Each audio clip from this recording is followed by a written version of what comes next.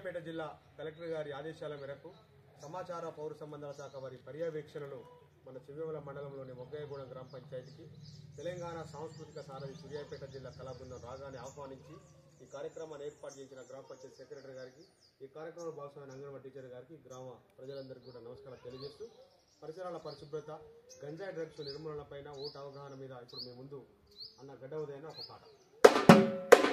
అమూల్యమైనది vote, నువ్వు అమ్ముకోకు నీ vote. అమూల్యమైనది vote, నువ్వు అమ్ముకోకు నీ ఓటు. నువ్వు ఓటేసి వచ్చేద సీటు, మరి ఎందుకు ఏ మరపాటు. నువ్వు ఓటేసి వచ్చేద సీటు, మరి ఎందుకు ఏ మరపాటు. అధికారమనే అందాల ఆయుధమే నీ ఓటు. అమూల్యమైనది ఓటు, నువ్వు అమ్ముకోకు నీ ఓటు. నువ్వు ఓటేసి వచ్చేద సీటు, మరి ఎందుకు ఏ మరపాటు. పాత పద్ధతి కాదన్నా, పేపర్ బ్యాలెట్ లేదన్నా. పాత పద్ధతి కాదన్నా, పేపర్ బ్యాలెట్ లేదన్నా. ఈవీఎం, వీవీప్యాట్ కొత్త పద్ధతి వచ్చింది. ఈవీఎం, వీవీప్యాట్ కొత్త మిషన్లు వచ్చినవి.